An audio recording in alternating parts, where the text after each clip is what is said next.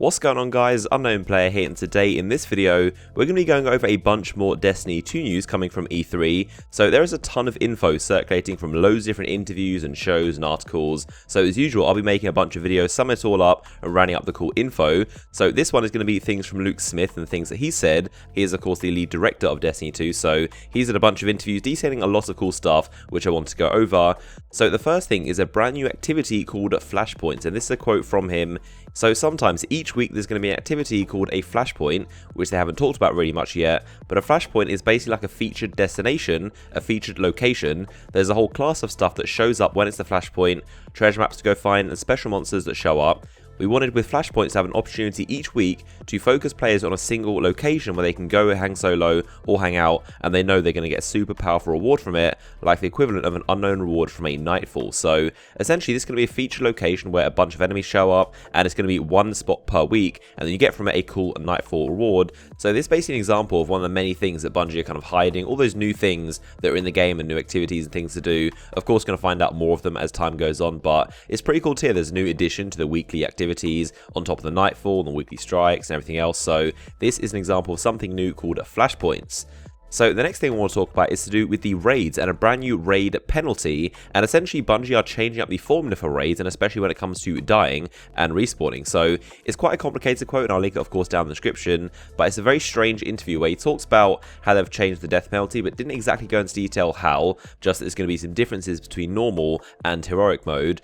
So he said the raid should always be challenging you to cooperate, collaborate and communicate, but I don't want to bring the difficulty down. We had a conversation, we have a brand new death penalty in the game for raiding. I think it's pretty unfun to die and just watch on hard mode, so we have a brand new death penalty, and on the normal mode raids people have talked about just wanting to remove it just because it's different and why not just use the strike difficulty, but we don't want to change the difficulty because we believe our players are smart. We believe that motivated groups of players can take on these challenges and complete them. We've seen that. So it is definitely a very hard statement to understand, especially with the context, but essentially he's saying they are toying around with changing the death penalty in terms of like how you die in a raid. Normally of course when you die you have to wait for someone to revive you.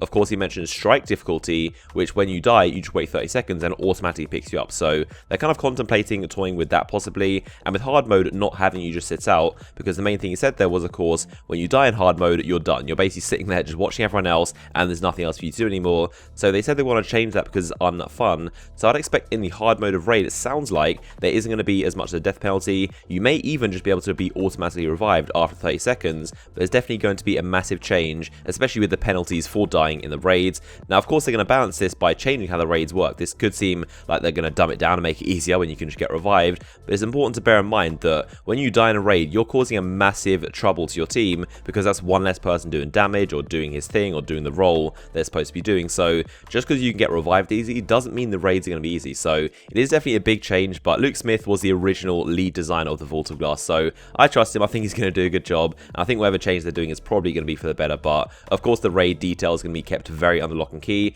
but of course any more details I'll be sure to let you guys know.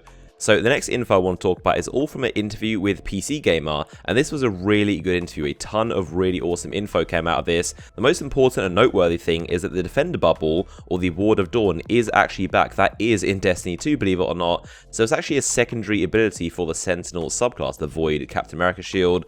So Luke Smith said one of these Sentinel trees actually has the option to, when you cast your super, you can press and hold the super activation and you'll place a Ward of Dawn instead. So it appears one of the two classes, of course, you have the two main choices with the 4 groups of perks, but one of those is going to let you have basically 2 supers if you want. You can either go Captain America and throw shields at people, or you can use your super tactically and place a Defender Bubble just like Destiny 1. So that is really, really crazy to hear. I'm wondering if it has any properties like Blessing of Light or Weapons of Light, or if that's just on the Warlock Rift. I'm kind of feeling like if they do bring it back, it might not have the Blessing or Weapons, because it would be pretty OP to have the ability to have a Sentinel subclass or also the Defender Bubble. So we'll have to see what kind of details it is, how long it lasts. Of course we saw Zavala actually use a bubble in Destiny 2, so that was kind of evidence the thing was there, and it is a real Defender Bubble. It produces orbs of light, so that kind of made me wonder if the Defender Bubble is going to be there. Now we know you literally have both of them, which is really crazy to hear.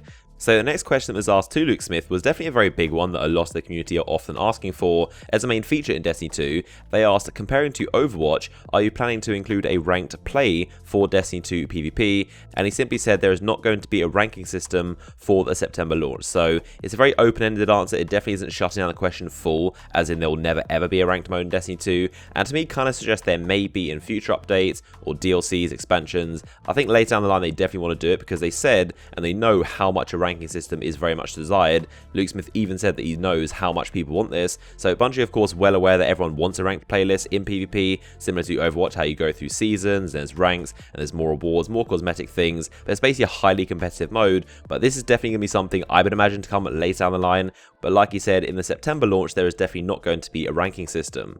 So that's been a roundup of a bunch of things Luke Smith has said in various interviews and sources. Of course, there will be a link down below in the description. Like I said, there is an absolute ton of info coming out from E3, so expect loads of videos for the next coming weeks, basically discussing and finding and breaking down all the bits of info that come out through E3. So if you enjoyed the video, as always, a like rating would be much appreciated, and I'll see you guys in the next one.